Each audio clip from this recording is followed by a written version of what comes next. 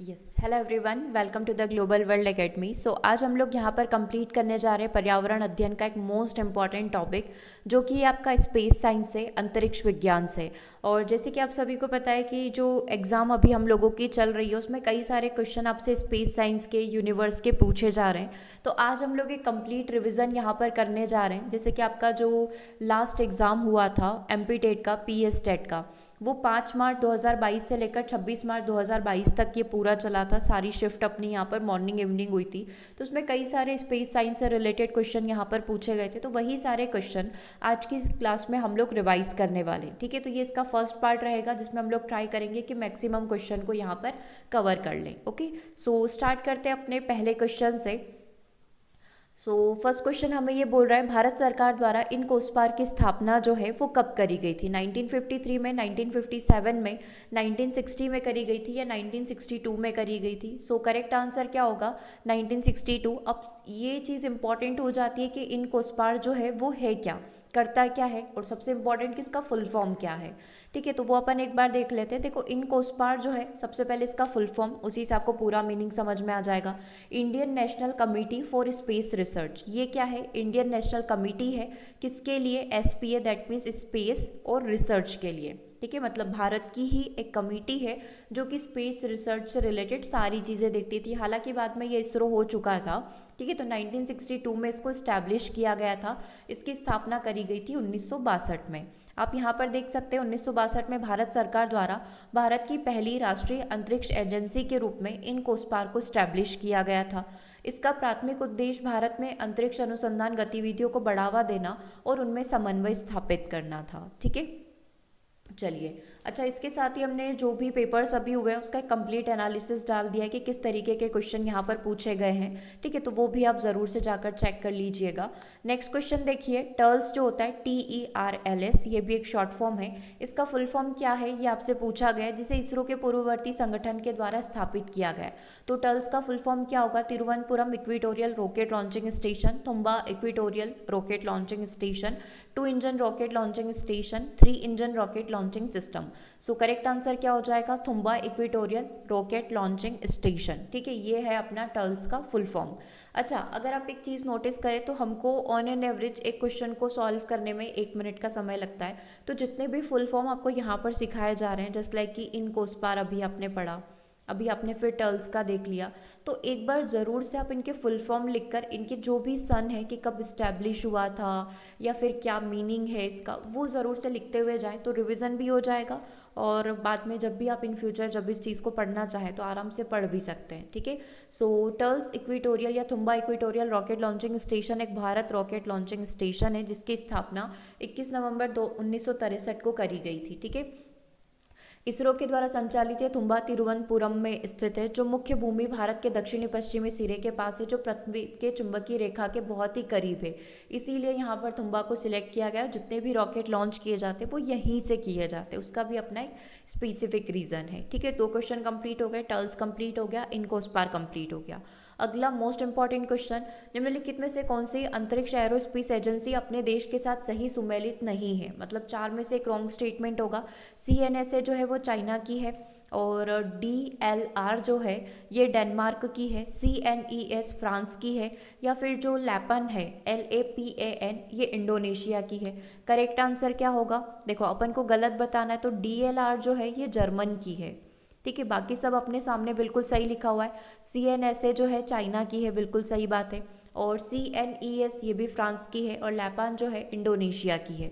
ठीक है, तो ये चीज़ें आप ध्यान रखेंगे। शुरू से स्टार्ट करते हैं। इसरो के बारे में आप सभी जानते हैं, 1969 में इसकी स्थापना हुई थी, है ना। अपना ये देख ले, इंडियन स्पेस रिसर्च ऑर्गेनाइजेशन इसका फुल फॉर्म है।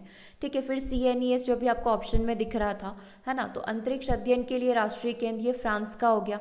ठीक है, नासा की बात करें तो national aeronautic and space administration America की है, 1958 में इसको स्टैब्लिश किया गया था। रॉसकॉस्मोस की बात करें तो ये रशिया 1992 की है। जो आपको ध्यान होगा, ब्रह्मोस जो है रशिया और इंडिया का एक बोल सकते हैं कि साथ में बनाई गई मिसाइल है। ठीक है, ESA European space agency Europe की है, 1975 में इसको स्टैब्लिश किया गया था। ये सारे फुल फॉर्म आपको यहाँ पर इंग्लिश में भी दिख जाएंगे। ठीक है, तो ये फुल फॉर्म ही आपसे पूछे जा रहे हैं, कौन सी कंट्री की कौन सी एजेंसी है। इस टाइप के 3 क्वेश्चन आपको पूछे गए अलग अलग शिफ्ट के अंदर। नेक्स्ट क्वेश्चन देखिएगा, भारत के पहले उपग्रह आर्यभट्ट का जो द्रव्यमान था वो कितना था। ठीक है, भारत का पहला उपग्रह आर्यभट्ट था, उसका नाम आर्यभट्ट था, द्रव्यमान था उसका 360 किलो का। ठीक है, तो मतलब आपको जितनी भी मोस्ट इंपॉर्टेंट सैटेलाइट है उन सभी की डिटेल पता होनी चाहिए। ओके, सो लॉन्चिंग मास अगर अपन देखें 360 kg का है, पावर इसमें 46 वॉट यूज़ हुई है। लॉन्च डेट थी इसकी 19 अप्रैल 1975। ठीक है, और लगभग 17 साल तक ये पूरा मिशन चला था।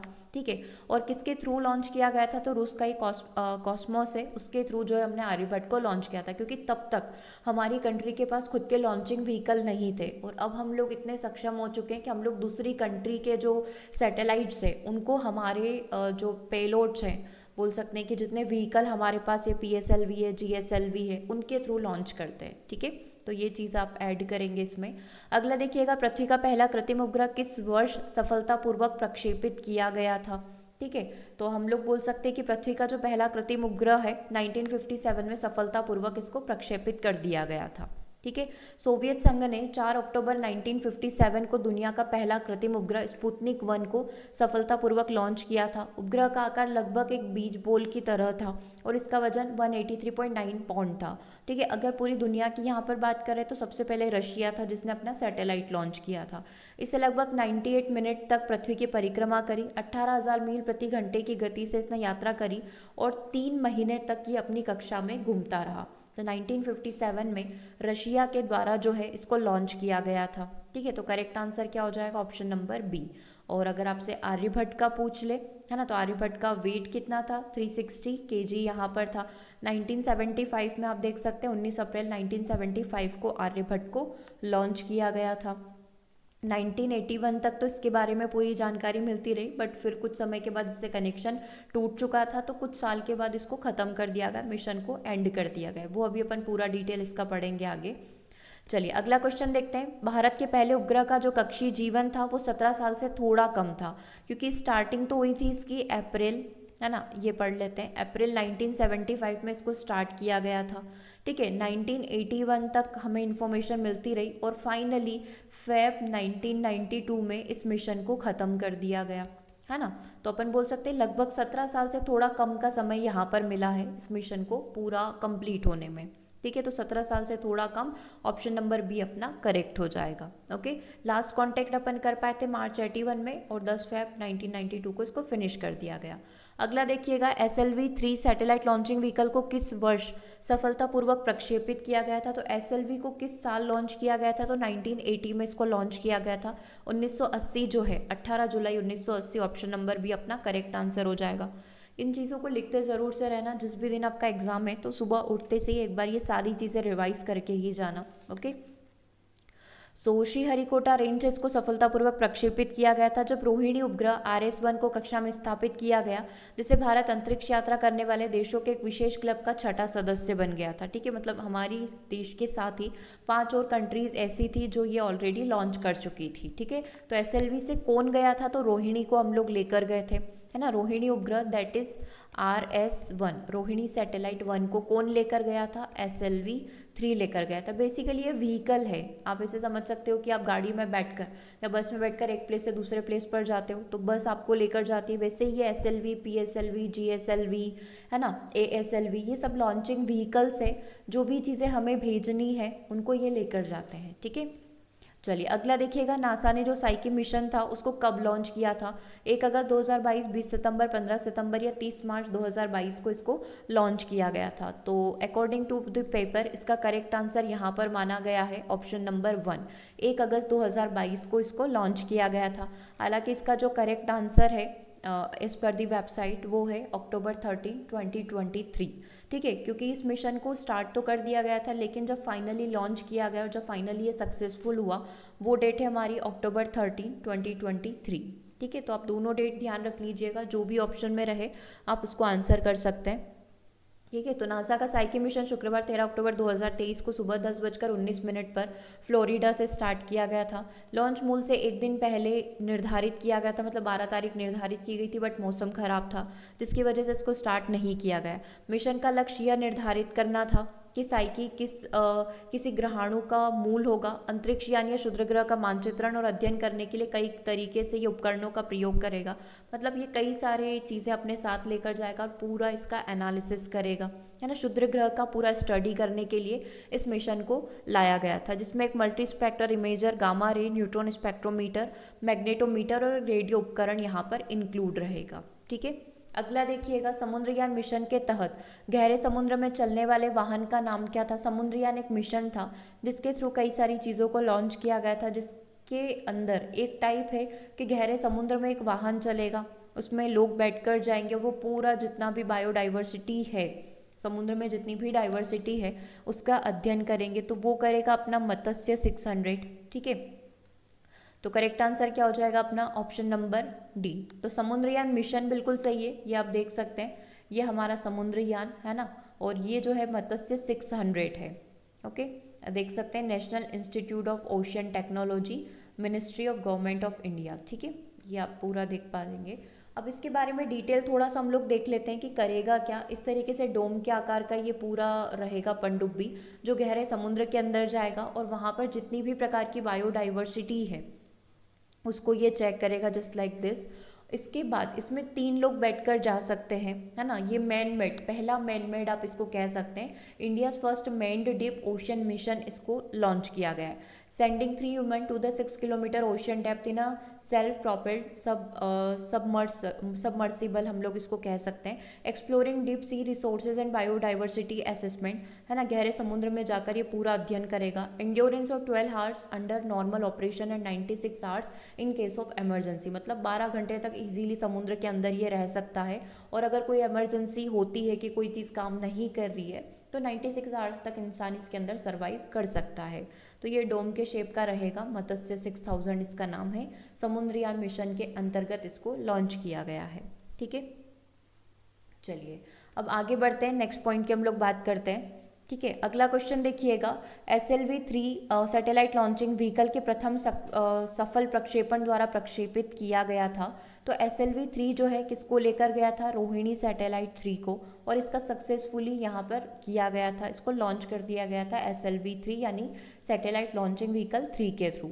ठीक है, चलिए अब एक बार अपन इनके सारे ईयर देख लेते, बार बार SLV PSLV आ रहा है तो एक बार देख लीजिए कि SLV-3, इसके बाद आया ASLV, फिर आया PSLV, फिर GSLV MK2 और GSLV MK3 आया। ये लॉन्च हुआ था अपना 10 अगस्त 1979 को। ASLV 24 मार्च 1987 को लॉन्च हुआ था। PSLV 20 सितंबर 1993 को आया था। GSLV 18 अप्रैल 2001। GSLV MK3 जो है ये आया था 5 जून 2017 को। अब जो इसमें मेन पूछा जा सकता है वो पूछा जा सकता है कि इसका जो पेलोड है वो कितना है, क्योंकि ये कितना वजन अपने साथ लेकर जा सकता है वो इम्पॉर्टेंट रहेगा। तो पेलोड है इसका 45 kg का, मतलब ये अपने साथ 45 किलो तक की जो सैटेलाइट है उसको लेकर जा सकता है। फिर ASLV जो है 150 किलो तक की अपने साथ लेकर जा सकता है। PSLV जो है लगभग 1 टन तक का वेट अपने साथ लेकर जा सकता है। ठीक है, और सबसे फेमस जो है अपना PSLV है, क्योंकि मोस्टली जितने भी लॉन्च करने वाले काम है वो PSLV ही करता है। ठीक है, और इसकी हाइट भी 44 मीटर की है। लिफ्ट ऑफ वेट है इसका 295 टन का। और GSLV की बात करें तो GSLV 2 टन तक वेट अपने साथ लेकर जा सकता है, और GSLV MK3 4.5 टन तक का वेट अपने साथ लेकर जा सकता है। एक बार इसका स्क्रीनशॉट ले लीजिए, इसमें और भी सारी डिटेल अपन को लिखी हुई है। ओके, चलिए अगला देखिएगा, निम्नलिखित में से कौन सा उपग्रह कक्षा में पहुंचने में विफल रहा। मतलब उसको लॉन्च तो किया गया था बट वो अपनी कक्षा में नहीं पहुंच पाया। ठीक है, तो स्रोस 1 जो है ये अपनी कक्षा में नहीं पहुंच पाया था, ये फेल हो चुका था। ठीक है, तो ध्यान रखिएगा, स्रोस 1 जो है अपना करेक्ट आंसर है। फुल फॉर्म आप देख सकते हैं, स्ट्रेच रोहिणी सैटेलाइट की ये सीरीज है जो कि सक्सेसफुल नहीं हो पाई थी। ओके, अगला देखिएगा, consider the following satellite of ISRO. Rohini satellite RSD-2, Rohini satellite RS-1, ये पूरा अपना रोहिणी का सीरीज़ है। Rohini technology payload RTP। अब इनमें से कौन सा उपग्रह जो है यहाँ पर सफल रहे, मतलब सैटेलाइट लॉन्च की जाती है, कई सारी सफल भी हो जाती है और कई सारी फेल भी हो जाती है, तो इन दोनों में से कौन सी सफल रही ये चीज़ हमको यहाँ पर बतानी है। तो देखो, रोहिणी सैटेलाइट RSD-2 सक्सेसफुल रहा, RS-1 सक्सेसफुल रहा, ये हमारा फेल हो चुका था। तो पहला और दूसरा मिशन बहुत ही सक्सेसफुली हम लोग कंप्लीट कर चुके हैं। ठीक है, RSD-2 एंड RS-1 करके। ठीक है, चलिए अगला क्वेश्चन देखिएगा। इसरो के अंतरिक्ष यान पर अपन को विचार करना है, जिसमें पहला है चंद्रयान 1। हम लोग चंद्रयान 1, 2, 3 के बारे में पूरा पढ़ चुके हैं, तो प्लीज़ आप एमपीटेट के जो रिव्यू वाली प्लेलिस्ट है उसमें जाकर चंद्रयान को पूरा अच्छे से समझ लीजिएगा, क्योंकि इसके भी क्वेश्चन आपसे एग्जाम में पूछे गए। चंद्रयान 3 को कब लॉन्च किया गया था, इस टाइप का एक क्वेश्चन था। ठीक है, चंद्रयान 1 हमको दे रखा है, मास ऑर्बिटल स्पेसक्राफ्ट हमको दे रखा है। उपरोक्त में से किसे पीएसएलवी जो है पोलर सैटेलाइट लॉन्चिंग व्हीकल, इसके थ्रू लॉन्च किया गया था? तो दोनों को ही कौन लेकर गया था अपने साथ? पीएसएलवी लेकर गया था। तो option number C, both 1 and 2 अपना करेक्ट आंसर हो जाएगा। ठीक है, नेक्स्ट क्वेश्चन नंबर 26 को देखिएगा। निम्नलिखित में से कौन न्यू स्पेस इंडिया लिमिटेड का कार्य है? न्यू स्पेस इंडिया लिमिटेड क्या करता है? सैटेलाइट बनाता है, ग्राहकों से संबंधित उपग्रहों के लिए लॉन्चिंग सेवाएं प्रदान करता है, भारतीय उद्योगों के माध्यम से उपग्रह निर्माण को सुगम बनाता है। तो कौन से कार्य यहाँ पर जो है इसके थ्रू किए जाते हैं? क्या आंसर करेक्ट होगा? ये सारे ही कार्य जो है न्यू स्पेस इंडिया लिमिटेड जो है ये करता है। तो ऑल ऑफ देम बिल्कुल सही है। सैटेलाइट बनाना, लॉन्चिंग सेवाएं देना, है ना, भारतीय उद्योगों के माध्यम से उपग्रह निर्माण, से बहुत सारी कंपनी ऐसी होगी कि सैटेलाइट का कोई पार्ट बनाती होगी, सैटेलाइट के किसी हिस्से को बनाती होगी, तो उन सबको भी यहाँ पर प्रोवाइड करवाना, है ना, उपग्रह निर्माण को सुगम बनाना, कम प्राइस पर अवेल करवाना, ये सारी चीज़ें NSIL दिखता है। ठीक है, अगला देखिएगा। निम्नलिखित में से कौन सी अंतरिक्ष एरोस्पेस एजेंसी अपने देश के साथ सही सुमेलित है ना? पहले हमने देखा था कि गलत क्या है, अब हम लोग देख रहे हैं कि सही क्या है। ठीक है, तो जो सुप्राको है वो स्पेन की है, कॉनिडा जो है कनाडा की है, साउथ अफ्रीका संसा जो है दक्षिण अफ्रीका की है, और सऊदी अरब जो है SSU है वो सऊदी अरब की है। तो इसमें से अपन को सही बताना है। सही क्या हो जाएगा? करिए आंसर। देखो संसा जो है ना, अच्छा इसमें गलत पूछा हुआ है, एक सेकेंड, इसके बाकी सारी चीज़ें बिल्कुल सही है ना। इसमें संसा वाली चीज़ जो है वो गलत है, क्योंकि संसा जो है हमारी स्वीडन की है, बाकी सारी चीज़ें बिल्कुल सही है। सुप्राको जो है वो स्पेन की है, कॉनिडा कनाडा की, सही बात है, और SSAU सऊदी अरब की। तो क्वेश्चन थोड़ा सा गलत था पेपर में, इसमें से अपन को एक गलत ढूंढना था, तो ये अपना स्वीडन हो जाएगा, है ना। बाकी सारी चीज़ें बिल्कुल सही है। ओके, एक बार अपन इसका भी पूरा डिटेल यहाँ पर देख लेते हैं। सी वाला हो गया, इनमें से गलत क्या है? तो संसा वाला गलत है, बाकी सारी चीज़ें बिल्कुल सही है। जैसे कि अगर मैं अल्फ़ाबेटिकली स्टार्ट करूं तो AFSA जो है अफ्रीकन स्पेस एजेंसी है ना। कब इसको फाउंड कब किया गया था वो भी अपन को दे रखा है। अल्जीरिया की अल्जीरियन स्पेस एजेंसी है। देखो अगर ये नाम किसी कंट्री ने यूज़ कर लिया है शॉर्ट फॉर्म भी, तो कोई दूसरी कंट्री इसको यूज़ नहीं कर पाएगी। ठीक है, ऑस्ट्रेलिया की ऑस्ट्रेलियन स्पेस एजेंसी हो गई, और इसी का एक और यहाँ पर है ऑस्ट्रिया की Austrian space agency, that is ALR। ठीक है, अब ये ASR को यूज़ नहीं कर पाएगी क्योंकि ऑलरेडी ऑस्ट्रेलिया इसको यूज़ कर चुका है। ठीक है, तो सबके अपने कंट्री के अलग अलग नाम रहेंगे, किसी का भी सिमिलर नहीं रहेगा। ओके, ऑस्ट्रेलिया हो गया, ऑस्ट्रिया यहाँ पर हो गया। बांग्लादेश की बात करें तो बांग्लादेश का सुप्रासो है, Bangladesh space research and remote sensing organisation, 1980 में इसको स्टैब्लिश किया गया था। ब्राज़ील का ब्राज़ीलियन स्पेस एजेंसी है, कनाडा का कैनेडियन स्पेस एजेंसी है, चिली का चिली स्पेस एजेंसी है, चाइना का आप देख सकते हैं China national space administration, that is CNSA, 1993 में इसको स्टैब्लिश किया गया था। और यहाँ पर हमारे लिए इंपॉर्टेंट हो जाएगा यूरोपियन स्पेस एजेंसी, EUSPA, है ना, या फिर आप इसको डायरेक्टली ESA भी कह सकते हैं, यूरोपियन स्पेस एजेंसी, दोनों इसी के हैं, है ना। पहले इसका नाम GSA हुआ करता था, फिर EUSPA इसको कर दिया है। फ्रांस के national centre of space studies है। जर्मन इंपॉर्टेंट है, German aerospace centre, that is DLR। ठीक है, क्वेश्चन नंबर 1 या 2 के अंदर ही हमने देखा था कि निम्नलिखित में से कौन सा रॉन्गली इमेज्ड है, तो जर्मन स्पेस एजेंसी अपना गलत था, बाकी सारे अपने ऑप्शन सही थे। ठीक है, चलिए इंडिया का आपको पता ही है, इसरो है, 1962 तक ये इनकोस्पार था, फिर 1969 में इसमें इसरो ऐड कर दिया गया। और अगर इसमें से इम्पॉर्टेंट देखें तो अपना जापान का इम्पॉर्टेंट हो जाएगा, Japan aerospace space exploration agency, that is JAXA, 1 अक्टूबर 2003 को स्टैब्लिश किया गया था। इटली का रहेगा Italian space agency, that is ASI, 1988 में इसको स्टैब्लिश किया गया था। ओके, इसमें आप रशिया का देख लें क्योंकि रशिया हर तरीके से सक्सेसफुल है। Roscosmos state corporation for space activities, तो रोस्कोसमोस इसका आप देख सकते हैं यहाँ पर शॉर्ट फॉर्म रहेगा, या पॉकमोस भी आप इसको कह सकते हैं। 25 फेब 1992 को इसको स्टैब्लिश किया गया था। ठीक है, सऊदी अरेबिया का Saudi space agency, that is SSA है। ओके, साउथ कोरिया का Korean aerospace administration, that is CASA, और नॉर्थ कोरिया का आप देखेंगे तो नाटा हो जाएगा, national aerospace technical administration. Done. और इसमें से आप अपनी पड़ोसी देश का देख सकते हैं, पाकिस्तान का देख सकते हैं। SUPARCO Pakistan space and upper atmosphere research commission that is SUPARCO. Okay, और इसमें से क्या इंपॉर्टेंट है, बाकी तो इतना इंपॉर्टेंट नहीं है, पाकिस्तान आप थोड़ा देख सकते हैं, ठीक है। और इसमें से यूनाइटेड स्टेट का आपको पता ही है, नासा है, national aeronautic and space administration. और स्वीडन का देखना चाहें तो Swedish national space agency that is SNSA, है ना। अभी ये आपसे ऑप्शन में भी पूछा गया था, संसा किसका है ना, तो वहाँ पर साउथ अफ्रीका लिखा हुआ था, साउथ अफ्रीका का ना होते हुए ये स्वीडन का है। 1972 में इसको स्टैब्लिश किया गया था, ठीक है। तो गलत बताना था तो गलत संसा था, बाकी सारे सही थे। अगला देखिएगा, ESA space agency European space agency है, तो कहाँ की है, ये यूरोप की है। डी आंसर अपना करेक्ट हो जाएगा, अभी जस्ट अपन पढ़कर आए हैं। एरियल 1 निम्नलिखित में से किस देश का पहला सैटेलाइट था, जैसे अपना आर्यभट्ट था, है ना, वैसे ही एरियल किसका था, तो एरियल था यहाँ पर यूके का, है ना, यूनाइटेड किंगडम का। इसका फुल फॉर्म आप देख लीजिए, यूनाइटेड किंगडम स्पेस एजेंसी, इसका अपना एजेंसी है। 1 अप्रैल 2010 को खोजा गया था, मतलब इस्टेब्लिश हुआ था। फर्स्ट स्पेस ट्रैवलर इस कंट्री के पास अवेलेबल है। इस कंट्री के पास खुद की अपनी ऑपरेटर सैटेलाइट है जिसका नाम एरियल 1 है, जो भी आपसे क्वेश्चन में भी पूछा गया था। बिल्ड सैटेलाइट, ये अपनी सैटेलाइट खुद बनाता है, लेकिन इसके पास पेलोड नहीं है, मतलब कोई और कंट्री जो है इसके सैटेलाइट को लेकर जाती है। ओके, अगला देखिएगा, IRS-1A को किस वर्ष सफलतापूर्वक लॉन्च किया गया था, तो इसको लॉन्च किया गया था 1988 के अंदर, 1988 के अंदर।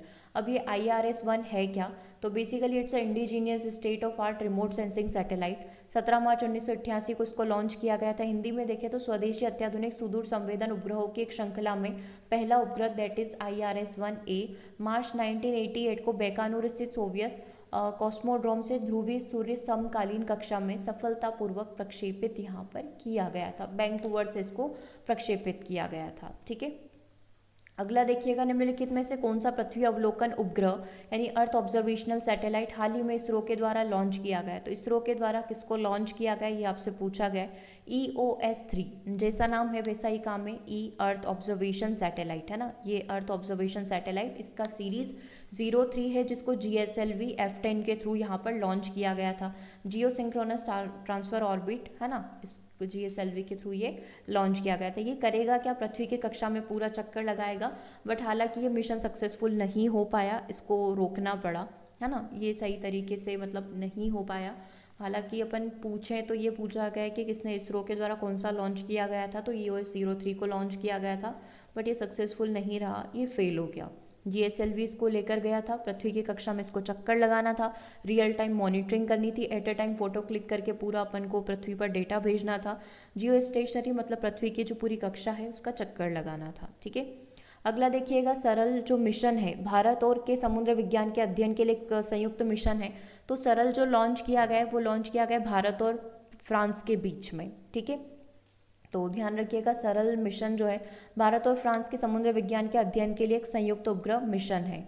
और इसका फुल फॉर्म यहाँ पर आपसे पूछा जा सकता है, पूछा गया है वैसे, सैटेलाइट विथ आर्गोस एंड एल्टिका, ठीक है, ये सरल का फुल फॉर्म है, सैटेलाइट विथ आर्गोस एंड एल्टिका करके। सो ये इसरो और सेंटर नेशनल डी एट्यूस स्पेशल्स का एक सहकारी अल्टीमेट्री प्रौद्योगिकी मिशन है। सरल अल्टीमेट्री माप करता है जिसमें महासागर परिसंचरण और समुद्र की सतह की ऊंचाई का अध्ययन करने के लिए डिज़ाइन किया गया है।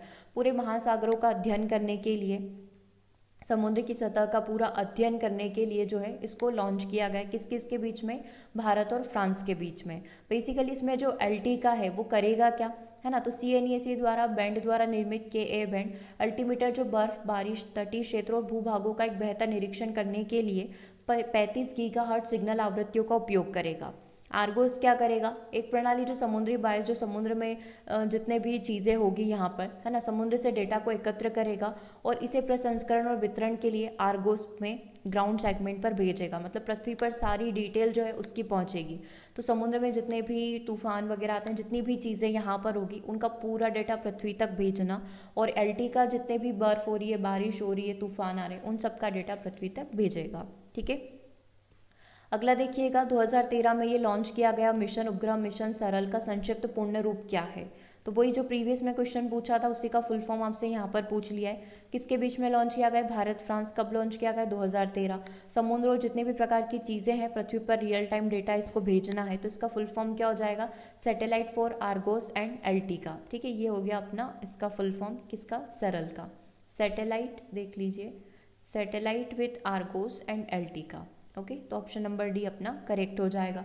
नेक्स्ट क्वेश्चन देखिएगा। नेक्स्ट क्वेश्चन आपकी स्क्रीन पर है। निम्नलिखित में से किसे वर्क हॉर्स ऑफ इसरो के नाम से जाना जाता है या इसरो के लद्दू घोड़े के रूप में जाना जाता है? तो हमने पढ़ा ही था, मोस्टली जितने भी काम कर रहा है वो कौन कर रहा है? पीएसएलवी कर रहा है। जितनी भी कंट्रीज़ की सैटेलाइट इंक्लूडिंग इंडिया, सबको लॉन्च करने का काम किसने लिया हुआ है?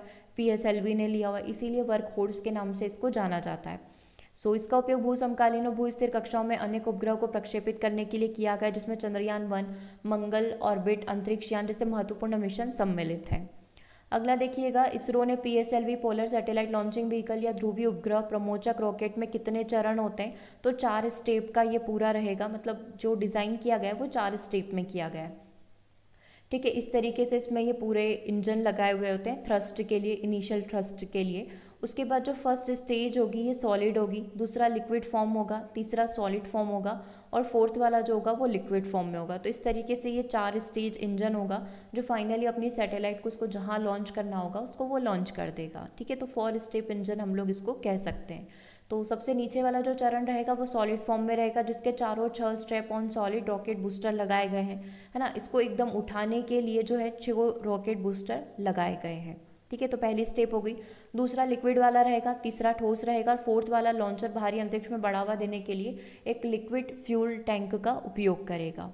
ठीक है, चलो ये सारी एजेंसीज तो हम लोग ऑलरेडी डिस्कस कर चुके हैं। अगला क्वेश्चन देखते हैं, who has the administrative control of new space India limited, जो NSIL है। अभी हम लोग इसके बारे में पढ़कर आए थे कि NSIL क्या करता है, सैटेलाइट को लॉन्च भी करता है और जितने भी उद्योग हैं उनको भी ये देखता है ना, कनेक्टिविटी बढ़ाता है। तो ये इसका जो राइट है, ये कंट्रोल जो है वो किसके पास है? DRDO के पास है या फिर डिपार्टमेंट ऑफ स्पेस के पास है? यस, क्या आंसर करेक्ट होगा? इसका जो पूरा हैंडओवर करा हुआ है, मतलब इसके ऊपर जो मेन कंट्रोल है वो किसका है? तो डिपार्टमेंट ऑफ स्पेस यानी कि गवर्नमेंट ऑफ इंडिया जो है उसकी देखरेख में ये काम करता है। तो आंसर क्या हो जाएगा आपका? ओनली 2 यानी कि ऑप्शन नंबर बी। DRDO से ये कम्प्लीटली अलग है।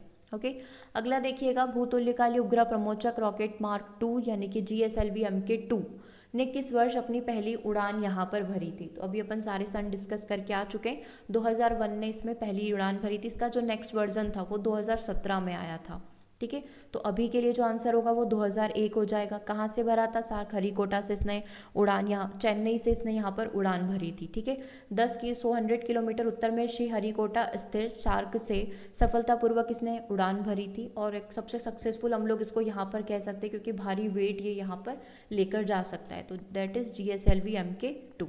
और ये आप यहाँ पर देख सकते हैं, ये अपना MK3 है, इसका भी लेटेस्ट आ चुका है। ये अपना MK2 2001 का है। ओके, चलिए ठीक है, तो ये कुछ क्वेश्चंस हम लोगों ने यहाँ पर कंप्लीट कर लिए हैं। आई होप कि ये सेशन आप सभी के लिए हेल्पफुल रहा। इसके आगे और भी जितने भी प्रकार के टॉपिक्स पूछे गए हैं एग्जाम में वो सारा हम लोग कुछ ही देर में मैराथन क्लास होने वाली है उसमें कंप्लीट कर लेंगे। ठीक है, तो टाइम वगैरह सभी आपको कमेंट बॉक्स में यहाँ पर मिल जाएगा, वहाँ से आप चेक कर सकते हैं। और यदि आपको कोई भी डाउट है तो आप कमेंट बॉक्स में मैंशन कर लीजिएगा। मिलते हैं हम लोग अपने नेक्स्ट सेशन में। Thanks for watching.